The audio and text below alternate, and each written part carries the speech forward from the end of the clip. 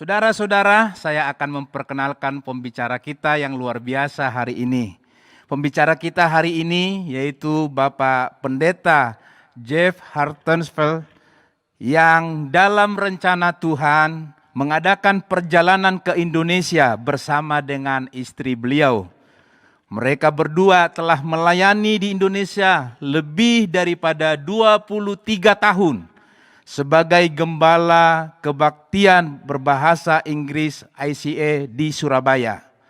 Saat gereja tengah berkembang, beliau diminta untuk beralih tugas menjadi direktur regional untuk Asia Pasifik dari misi GSJ Amerika yang kini membawahi 400 misionaris GSJ Amerika di 40 negara. Beliau, Pendeta Jeff, adalah seorang hamba Tuhan yang cakap dalam pelayanan, sangat baik dalam perkawanan, dan rendah hati dan berjiwa Indonesia. Sekalipun beliau ini orang bule, puji Tuhan. Ya. Marilah kita berikan kemuliaan bagi Tuhan, kita sambut hambanya yang akan memberkati kita pada pagi hari ini. Haleluya, haleluya. Mari hambanya. Shalom dan salam sejahtera saya ucapkan kepada seluruh jemaat yang bergabung. Senang sekali bahwa pada pagi hari ini ada kesempatan untuk melayani live streaming. Sebenarnya beberapa waktu yang lalu saya beritahukan kepada Bapak Pendeta Budi Setiawan bahwa kami mau berkunjung ke Indonesia. Ya, jelas pada waktu pembicaraan itu terjadi belum terlalu meningkat masalah COVID-nya ini ya. Tetapi pada waktu itu daripada meniadakan perjalanan ini, saya dan istri berdoa dan Tuhan bergerakkan hati kami untuk tetap datang ke Indonesia. Saya beritahukan saudara bahwa kami menjalankan semua karantina dan lain sebagainya sesuai aturan. Dan bersyukur bahwa walaupun keadaan dan situasi mungkin tidak terlalu menguntungkan kita semua sekarang ini, saya percaya bahwa segala sesuatu selalu ada di dalam tangan Tuhan. Memang dengan perkenalan kami tadi oleh Pendeta Hizkia, memang kami berjiwa Indonesia ya. Memang 23 tahun di Indonesia, tetapi 9 tahun terakhir ini di Amerika, kami tetap punya hati orang Indonesia ya. Kalau ditanyakan tentang Indonesia, saya selalu mengatakan saya mencintai Indonesia ya dengan segenap hati. Oleh karena itu saya juga suka bahwa boleh hari ini memakai pakaian batik. Dan yang luar biasa saya lihat waktu saya beli batik ini kemarin bahwa saya juga dapat masker yang juga seragam dengan batik yang saya beli ya. Indonesia ini itu yang luar biasa, dalam keadaan yang susah tetap bisa berseragam ya. Dan kalau harus double masker, saya juga beli ini ya, supaya nanti pulang ke Amerika pakai masker. Semua orang tahu bahwa asal saya adalah Indonesia ya. Sekali lagi, ya memang semenjak kami pindah kembali ke Amerika, tidak pernah kami lupa pengalaman-pengalaman kami di Indonesia. Dan saudara juga harus percaya bahwa dalam beberapa minggu dan bulan terakhir ini kami selalu tetap berdoa untuk tanah air yang tercinta. Dan pada hari ini izinkanlah kami untuk juga berdoa untuk firman Tuhan dan juga berdoa untuk saudara-saudara semua. Mungkin sebelum doa saya juga mohon maaf lebih dulu karena 9 tahun tidak tinggal di tanah air, jadi bahasa Indonesia kami mungkin sudah jadi sedikit kurang dibanding dengan dulu. Jadi apabila ada kesalahan dalam bahasa Indonesia kami mohon maaf sebesar-besarnya. Sebelum firman Tuhan disampaikan, mari kita berdoa. Bapa kami di surga, Tuhan, kami yakin dan percaya bahwa kami berdiri di tempat ini oleh karena kehendak-Mu ya Tuhan. Kami percaya Tuhan bahwa di tengah pandemi ini, bahwa Engkau akan menyertai kami semua ya Tuhan. Berikanlah kepada kami malaikat-malaikat-Mu Tuhan untuk melindungi rumah kami, keluarga kami, pelayanan kami ya Tuhan. Kami percaya bahwa Engkau akan menyertai saudara-saudara kami semua Tuhan yang sedang mendengarkan khotbah ini ya Tuhan. Kami juga berdoa dalam nama Yesus bahwa sebentar lagi hamba-Mu akan menyampaikan sabda-Mu ya Tuhan. Urapilah kami, urapilah setiap perkataan kami. Apabila ada kekurangan dalam bahasa kami ya Tuhan, kiranya melalui urapan-Mu orang akan mengerti dan akan dijamah oleh Engkau ya Tuhan. Kami serahkan diri kami ke dalam tangan-Mu Tuhan dalam firman-Mu ini. Dan kiranya Tuhan Engkau juga akan memakai hamba-Mu Tuhan. Dan terima kasih sekali lagi bahwa kami boleh berdiri di Indonesia. Dan boleh melayani meskipun melalui live streaming ini Tuhan. Kami percaya bahwa Roh Kudus-Mu akan mengalir di internet Tuhan. Akan mengalir di layar HP. Akan mengalir di layar TV. Akan mengalir di gereja ya Tuhan. Dan kuasa-Mu Tuhan dapat mengalir di mana-mana ya Tuhan. Terima kasih dan kami berdoa di dalam nama Yesus. Haleluya. Amin. Saudaraku yang kekasih, kami diberikan tema untuk KKR Pentakosta. Walaupun hari Pentakosta dirayakan beberapa minggu yang lalu, saya juga yakin dan percaya bahwa momen seperti ini, saudara dan saya memerlukan suatu kuasa yang luar biasa, yang di luar biasa yang kami miliki, saudara-saudara. Saya percaya bahwa di dalam pandemi ini, di dalam masalah-masalah yang dihadapi oleh kita semua di Indonesia dan boleh dikatakan oleh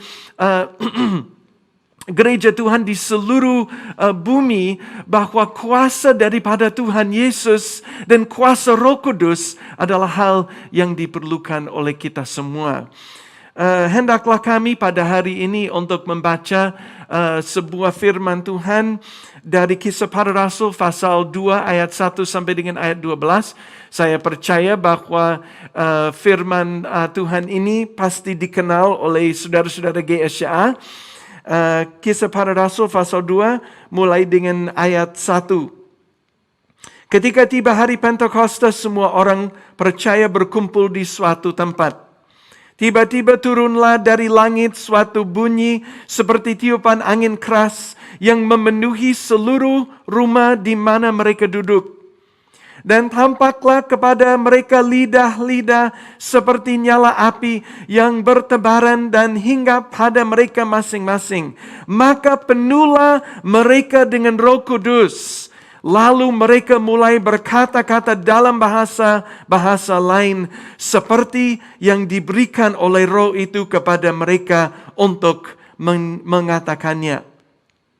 Waktu itu di Yerusalem diam orang-orang Yahudi yang saleh dari segala bangsa di bawah kolong langit. Ketika turun bunyi itu, berkerumunlah orang banyak. Mereka bingung karena mereka masing-masing mendengar rasul-rasul itu berkata-kata dalam bahasa mereka sendiri. Mereka semua tercengang-cengang dan heran lalu berkata, "Bukankah mereka semua yang berkata-kata itu orang Galilea? Bagaimana mungkin kita masing-masing mendengar mereka berkata-kata dalam bahasa kita sendiri, yaitu bahasa yang kita pakai di negeri asal kita? Kita orang Partia, Media, Elam, penduduk Mesopotamia, Yudea dan Kapadokia, Pontus dan Asia, Frigia dan Pamfilia, Mesir dan daerah-daerah Libya yang berdekatan dengan Kirene, pendatang-pendatang dari Roma, baik orang Yahudi maupun penganut agama Yahudi, orang Kreta dan orang Arab, kita mendengar mereka berkata-kata dalam bahasa kita sendiri tentang perbuatan-perbuatan besar yang dilakukan Allah. Mereka semuanya tercengang-cengang dan sangat termangu-mangu sambil berkata seorang kepada yang lain, apakah artinya ini? Mungkin untuk firman Tuhan pada hari ini, saya kembali bertanya kepada saudara, apakah artinya ini? Saya percaya bahwa saudara sebagai orang GSCA sudah tahu bahwa kami dari aliran Pentakosta, dari aliran yang percaya bahasa lidah. Dan saudara-saudaraku yang kekasih, saya lihat di sini bahwa pertanyaan apakah artinya ini harus ditanyakan pada saat ini juga. Saya mau mengatakan bahwa dunia masa kini memerlukan kuasa Pentakosta.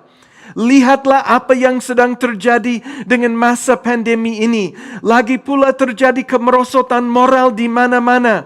Ada sekarang ini juga suatu fascinasi atau kegaguman terhadap hal-hal supernatural atau hal-hal yang paranormal. Kita melihat di Hollywood dan di Bollywood dan juga saya mau berikan istilah di Indowood ya, film-film di Indonesia ini ya. Tentang hal tersebut, hal-hal yang luar biasa. Dan saya mau mengingatkan kita semua orang Pentakosta bahwa kisah para rasul merupakan kisah tentang suatu kuasa yang luar biasa yang datang ke dunia, yaitu Roh Kudus yang ada di dalam diri saudara dan saya. Industri film memerlukan CGI atau computer generated graphic untuk membuat manusia menjadi pembuat mukjizat. Tetapi saudara-saudara, kita hanya memerlukan kuasa Roh Allah, kuasa Roh Kudus yang ada di dalam diri kita untuk mengadakan mukjizat buat dunia yang saat ini sangat memerlukan mukjizat, saudara-saudara. Apa itu Pentakosta? Memang saudara bergabung di sini untuk mendengarkan sebuah khotbah tentang Pentakosta, tetapi izinkanlah kami untuk diberikan definisi orang Pentakosta. Kita adalah orang aliran Protestan dengan tambahan pengalaman kepenuhan Roh Kudus.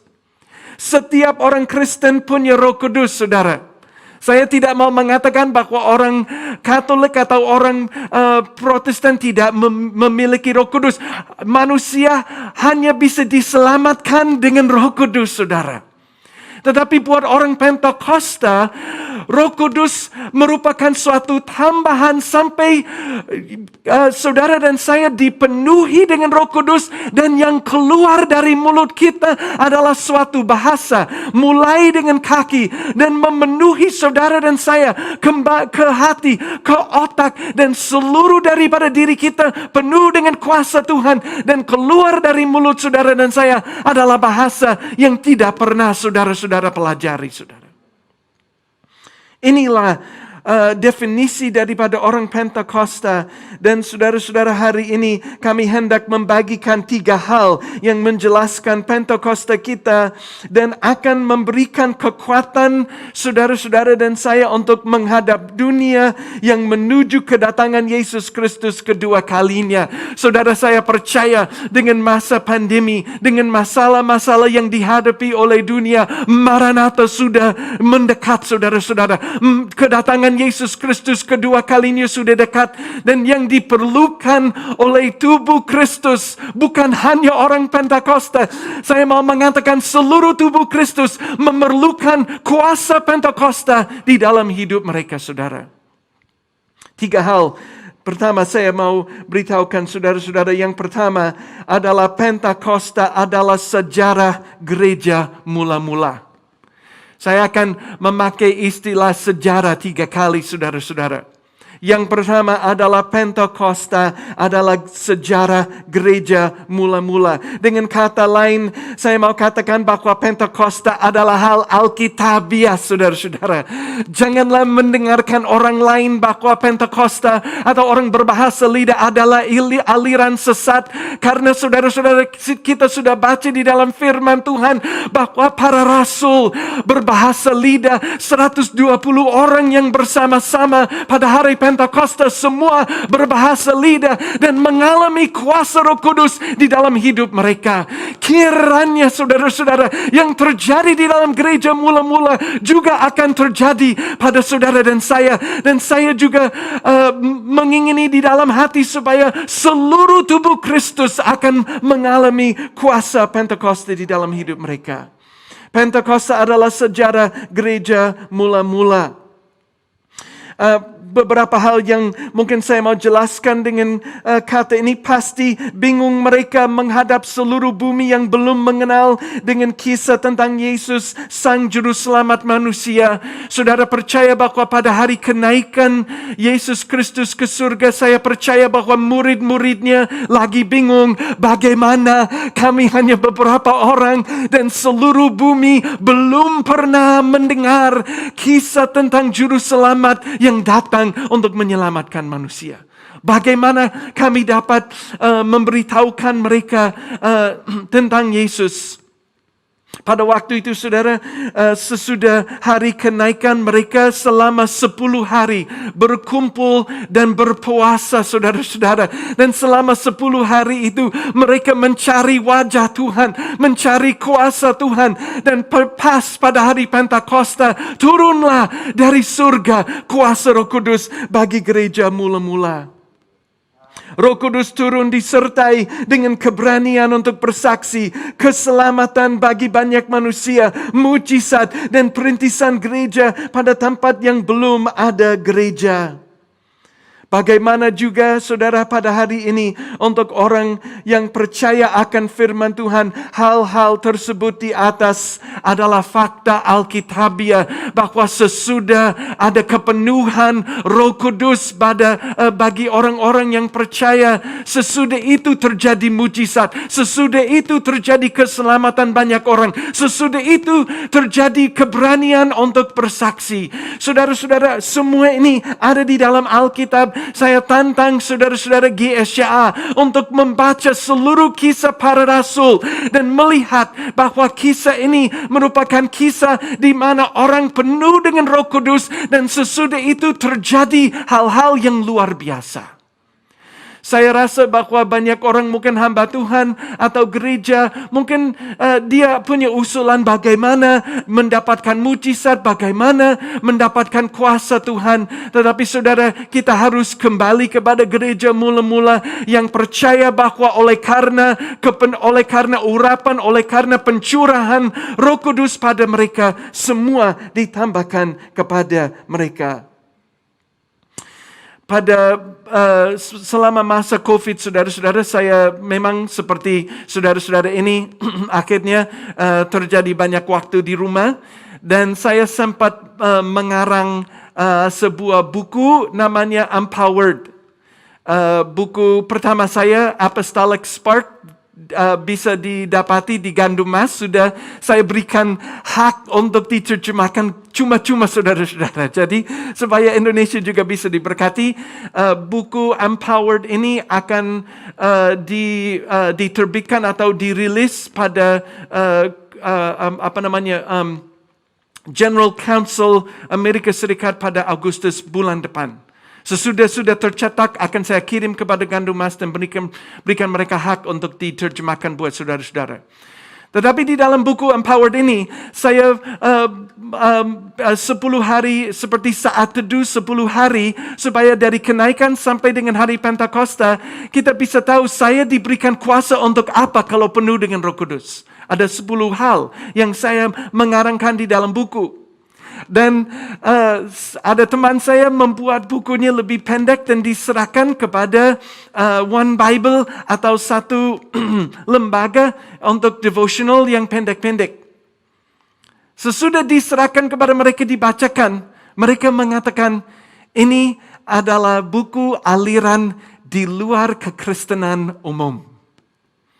Saya heran. Padahal saya mengatakan, ya di dalam buku itu sesudah kami dipenuhi oleh Roh Kudus, mujizat akan terjadi. Mereka bilang, oh itu sudah di luar aliran yang umum pada di Kristen. Saudara, saya mau mengatakan kepada semua saudara bahwa aliran Pentakosta ini tidak di luar umum. Justru yang belum penuh dengan Roh Kudus di luar aliran yang umum. Karena Alkitab menceritakan bahwa orang yang penuh dengan Roh Kudus akan mengadakan mujizat, akan memberikan kebebasan kepada orang tawanan, saudara-saudara, akan memberikan harapan kepada orang yang tidak punya harapan. Percayalah saudara bahwa Pentakosta adalah sejarah gereja mula-mula.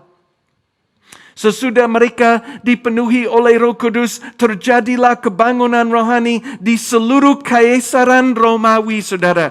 Dalam purna waktu yang mungkin beberapa puluhan tahun, seluruh boleh dikatakan Kaisaran Romawi mengenal dengan Yesus Kristus dan mengenal bahwa dia mati di kayu salib dan bangkit di antara orang mati. Hal yang kedua yang hendak kami katakan tentang Pentakosta adalah bahwa Pentakosta adalah sejarah GSCA di dunia. Adalah yang pertama sejarah Alkitabiah atau sejarah gereja mula-mula, dan yang kedua Pentakosta adalah sejarah GSCA di dunia. Gereja Sidang Jemaat Allah diresmikan bulan April tahun 1914 di Arkansas di Amerika. Total orang yang meresmikan Gereja Sidang Jemaat Allah adalah 314 orang.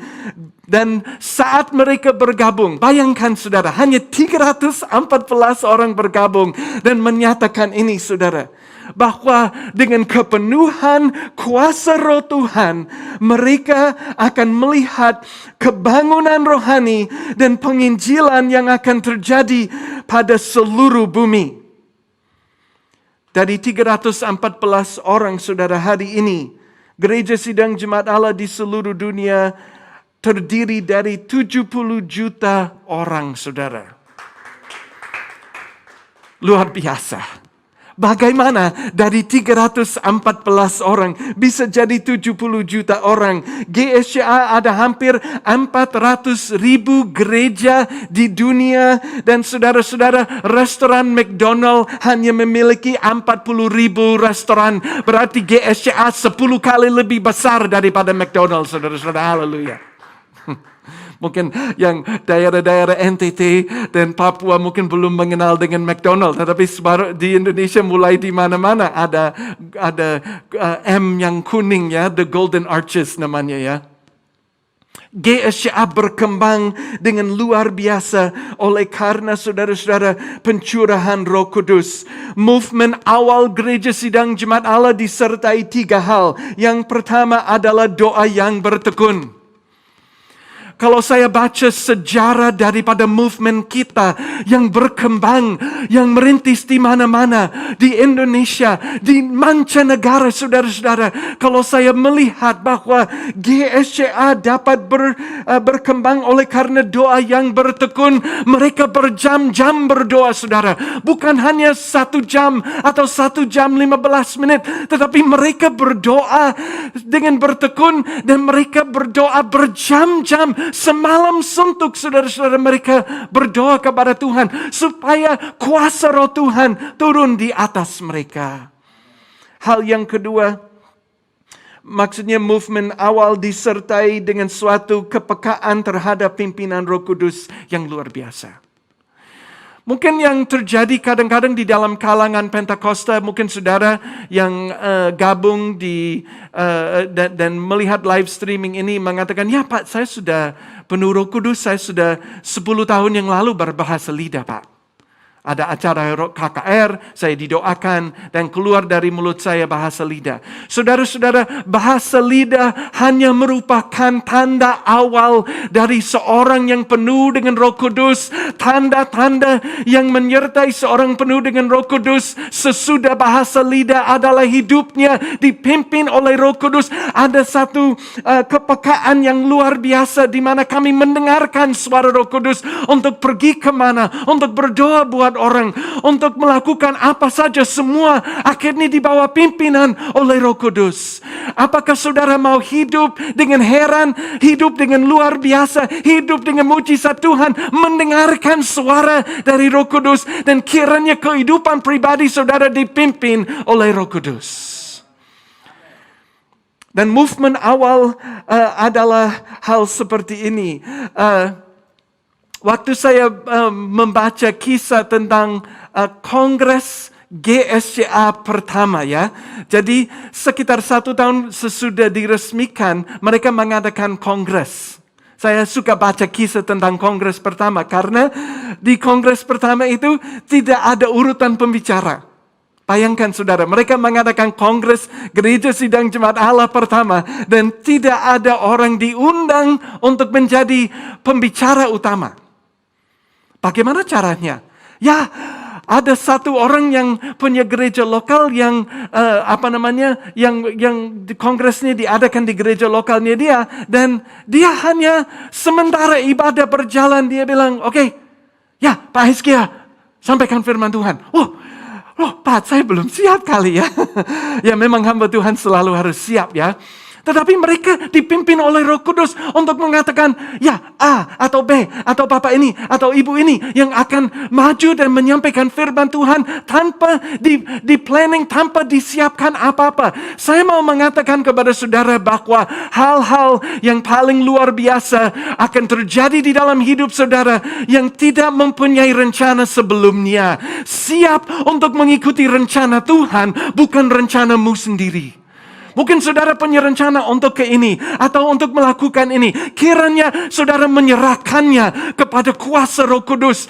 Apabila saudara penuh dengan Roh Kudus, saudara perlu pimpinan Roh Kudus di dalam hidup pribadi saudara. Hal yang ketiga, misi keluar melayani orang yang belum percaya bahkan di luar negeri.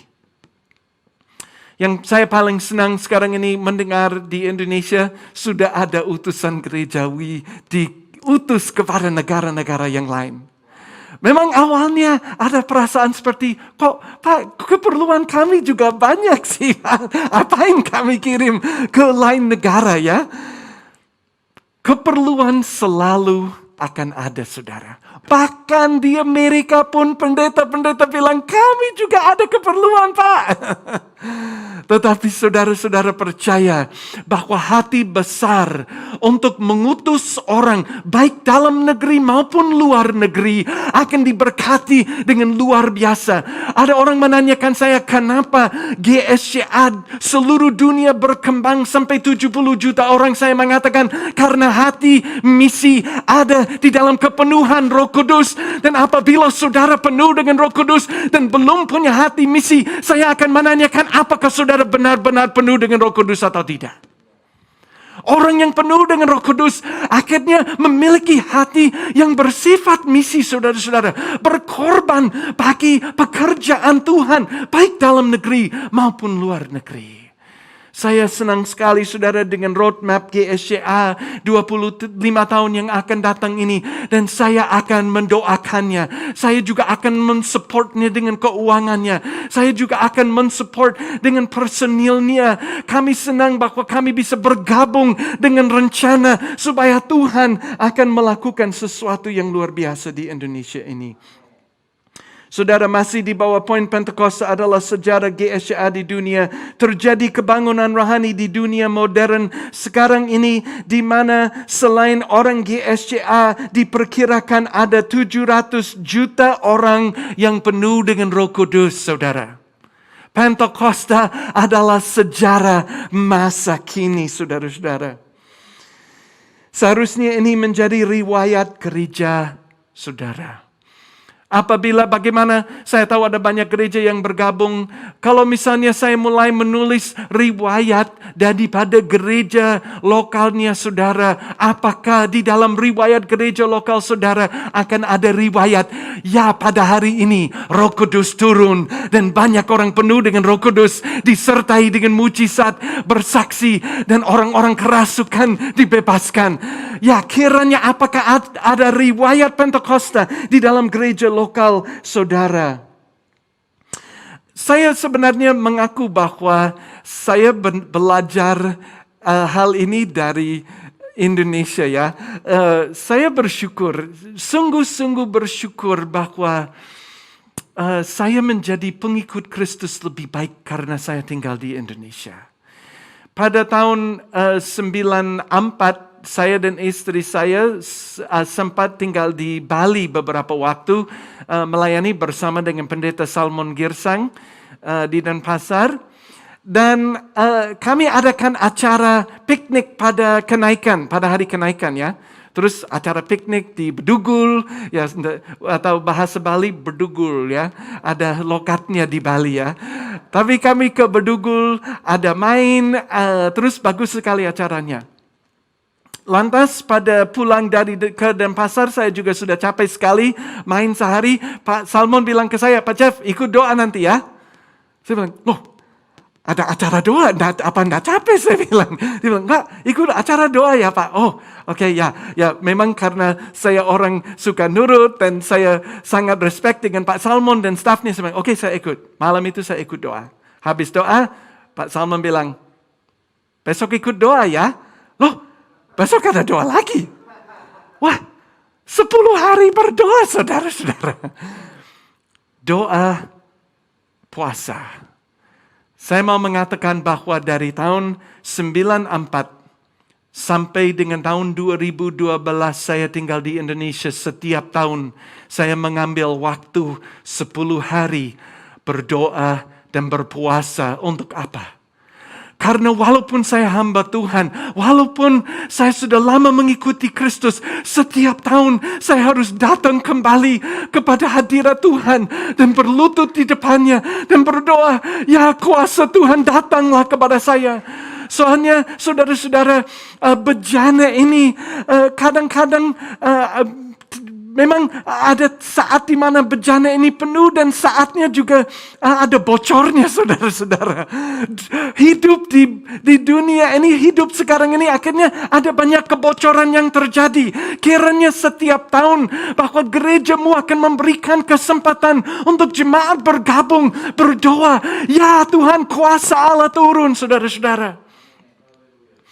Satu saat saya menanyakan Pak Salmon, kok kenapa 10 hari berdoa? Terus dia bilang, ya para rasul perlu 10 hari untuk penuh Roh Kudus. Bagaimana dengan kita ini ya?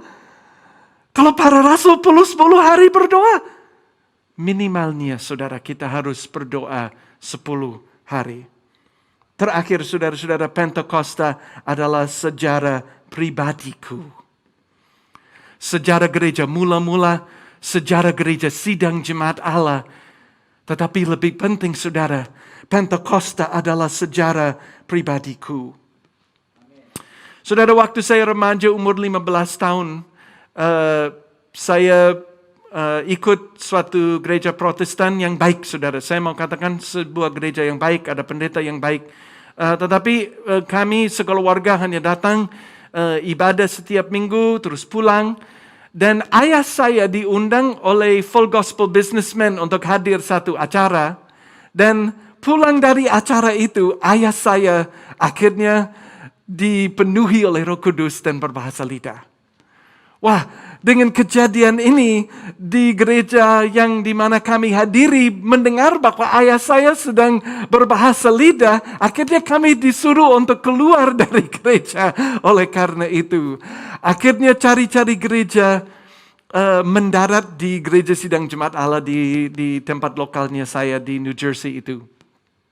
Tetapi saya umur 15 tahun, saya takut mendengar orang berbahasa lidah di gereja, saudara. Terus terang aja, saya di gereja terus pertama kali mulai dengar orang berdiri dan berbahasa lidah, saya jadi ketakutan sekali. Akhirnya saudara, pada umur 15 tahun, sementara gembala sidang dari GSA itu berkhotbah, dia juga mengatakan orang yang mau menerima Yesus sebagai Tuhan dan Juru Selamat, maju ke depan. Saya akhirnya maju ke depan dan saya menyerahkan diri saya, baik untuk diselamatkan maupun untuk dibaptis air. Tetapi saudara, sementara itu saya masih susah untuk bersaksi, susah untuk hidup. Walaupun saya remaja, umur saat itu sudah 16 tahun, tekanan dari teman-teman dan lain sebagainya jadi agak susah, saudara, untuk saya betul-betul hidup kudus, untuk saya betul-betul hidup sesuai firman Tuhan, untuk menyatakan bahwa saya adalah pengikut Yesus. Saya sangat ketakutan. Tetapi pada satu malam, di altar di gereja, saya penuh dengan kuasa Roh Kudus. Turun atas saya jam 8 malam sampai jam 12 malam saya berbaring, saudara-saudara. Saya berbaring, saya menangis dan keluar dari mulut saya bahasa lidah. Tetapi lebih penting daripada bahasa lidah itu adalah bahwa saya akhirnya jadi penuh dengan kuasa daripada Tuhan. Dan saya mulai menjadi berani untuk bersaksi kepada teman-teman saya. Saya kembali ke SMA di sekolah itu, saya pada waktu kalau tidak salah saya kelas 2 SMA, saya kembali ke sekolah, saya bawa Alkitab besar, saudara-saudara, besar, merah lagi ya. Alkitab besar, saya mulai pergi, jadi dengan buku yang lainnya saya bawa Alkitab. Akhirnya saya pergi ke, di situ ada tempat untuk murid-murid makan, saya lagi makan dengan mereka, terus ditanyakan, kenapa bawa kamus itu kemana-mana? Dia kira itu kamus, bukan Alkitab. Saya akhirnya berdiri di atas kursi dan saya pegang sandwich di tangan kiri, Alkitab di tangan kanan. Saya bilang, ini makanan jasmani, tetapi inilah makanan rohani saya.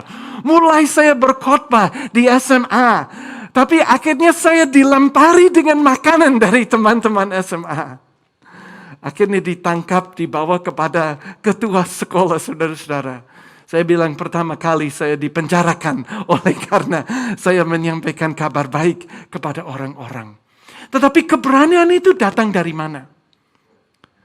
Apakah diciptakan dengan saya sendiri? Sama sekali tidak, saudara. Saya penakut, saudara. Saya tidak mau memberitahukan orang lain bahwa saya pengikut Kristus. Tetapi kuasa Tuhan datang kepada saya. Kemudian, saudara, sesudah saya berdiri, sesudah saya berkhotbah, saya mulai didatangi dengan teman-teman bilang, tolong berdoa buat saya. Tolong berdoa buat orang tua saya yang sakit. Mujizat mulai terjadi, saudara. Sesudah itu ada panggilan yang saya bukan dari keluarga hamba Tuhan, saudara. Jadi papi saya pengusaha ya. Akhirnya saudara, saya merasa suatu panggilan dari Tuhan untuk melayani dia full time. Orang tua pun bilang, wah dari mana ini? Saya bilang ini oleh karena saya akhirnya jadi penuh dengan Roh Kudus. Dia bilang, orang tua tanyakan, apa kamu punya kemampuan untuk menjadi hamba Tuhan? Saya bilang, ya di dalam diri saya tidak ada kemampuan. Tetapi oleh karena ada kuasa yang sedang mengalir di dalam diri saya merasa mampu. Bukan dengan kekuatan, kepandaian, atau satu bakat yang lain yang saya miliki. Tetapi oleh karena kuasa daripada Roh Kudus yang ada pada saya mau untuk masuk ke dalam pelayanan, saudara. Saya mau katakan bahwa segala aspek hidup saya dipimpin oleh Roh Kudus sampai dengan sekarang ini. Dia memberikan saya kuasa untuk bersaksi, kuasa untuk kesembuhan ilahi, kuasa untuk menderita, kuasa untuk melepaskan orang kerasukan, kuasa untuk merintis, dan lain-lain. Apa yang menjadi riwayat Pentakosta hidup pribadi saudara? Saya nanyakan kepada para jemaat GSCA yang sedang menonton ini, yang sedang mendengarkan suara saya. Apakah saudara memiliki riwayat Pentakosta di dalam hidup pribadi saudara? Dan yang menjadi harapan kami kiranya saudara akan penuh dengan kuasa Roh Kudus hari ini untuk memulaikan suatu riwayat yang baru Tuhan. Untuk memulaikan suatu riwayat di tengah pandemi ini. Kiranya saat pandemi ini sudah selesai dan saudara keluar dari pandemi ini. Kiranya saudara keluar pandemi ini dengan suatu kuasa yang baru, dengan suatu urapan yang baru, dengan Pentakosta. Kami tidak perlu malu bahwa kami orang Pentakosta, karena ini bukan aliran sesat. Ini adalah aliran Alkitabiah, aliran sejarah gereja kami. Dan saya berharap aliran riwayat pribadi saudara adalah riwayat Pentakosta. Saat ini Indonesia memerlukan orang-orang percaya penuh kuasa ilahi untuk berdoa buat orang sakit COVID. Bukan obat yang akan menyelamatkan kami dari krisis ini, saudara. Bukan dokter pintar yang menyelamatkan kami dari krisis ini. Bukan masker yang paling bagus. Tetapi kuasa Tuhan yang akan memenuhi kami dan mengalir daripada kami kepada orang-orang yang memerlukannya. Saya percaya bahwa Tuhan telah menentukan Gereja Sidang Jemaat Allah dan anggota-anggotanya untuk menjadi orang-orang di Indonesia ini, untuk menolong negara ini di dalam krisis yang hebat yang kami hadapi. Percayalah saudara bahwa Tuhan akan memakai saudara, dan saat ini kita akan mengakhiri firman Tuhan. Memang ada lagu yang lama, mohon maaf karena Pak Jeff sudah jadi orang lama ya. Sudah jadi kakek, jadi saya suka dengan lagu-lagu yang lama. Kita akan menyanyikan curahkanlah kuasa-Mu Tuhan, mujizat terjadi di tempat ini. Curahkanlah kuasa-Mu Tuhan, mujizat terjadi sekarang ini. Kiranya saudara yang sedang menyanyikan ini dan juga merenungkan firman Tuhan, apabila saudara memerlukan jamahan Roh Kudus, nyanyikanlah ini bersama dengan kami. Dan kiranya melalui internet, melalui YouTube, kuasa Tuhan akan mengalir di dalam mobil saudara, di dalam rumah tangga saudara, di mana saudara berada, kuasa Tuhan akan mengalir. Haleluya. Curahkanlah kuasa-Mu Tuhan, mujizat terjadi di tempat ini. Curahkanlah kuasa-Mu Tuhan, mujizat terjadi sekarang ini. Sekali lagi, curahkanlah kuasa-Mu Tuhan, mujizat terjadi di tempat ini. Curahkanlah kuasa-Mu Tuhan, mujizat terjadi sekarang ini. Mari saudara-saudara ada di mana, apakah berkumpul di satu tempat, di gereja lokal, di rumah tangga, di mobil, atau dimanapun saudara berada, tutup mata, mengambil waktu sebentar untuk merenungkan firman Tuhan hari ini. Mungkin saudara sudah menantikan jawaban untuk menghadap pandemi ini. Jawabannya hari ini, kuasa Pentakosta yang dapat diakses oleh saudara-saudara, dapat diterima oleh saudara-saudara dan saya. Tetapi mungkin pikiran kami lari kepada ketakutan, lari kepada saya dapat vaksinasi di mana ya? Atau saya lari kalau sesuatu terjadi saya akan ke rumah sakit mana? Atau ke dokter mana? Daripada saudara takut akan hal-hal tersebut, kiranya saudara menjadi jawaban orang lain. Pertanyaan-pertanyaan itu ada di dalam hati tetangga saudara, di dalam hati keluarga saudara, di dalam hati orang-orang yang dikeliling saudara. Jawaban saudara, kuasa Pentakosta akan menyembuhkan. Kuasa Pentakosta akan memberikan damai sejahtera. Kiranya saat ini Tuhan, berikanlah kuasa kepada teman-temanku, orang GSCA yang ada di mana-mana. Kiranya Engkau berikan damai sejahtera juga Tuhan, di dalam hati setiap orang yang percaya ya Tuhan, di dalam hati setiap jemaat GSCA. Kiranya Tuhan, kami keluar daripada krisis COVID ini dengan suatu gereja sidang jemaat Allah yang lebih kuat. Sebagai anggota gereja sidang jemaat Allah, lebih penuh dengan kuasa Pentakosta, kuasa Roh Kudus.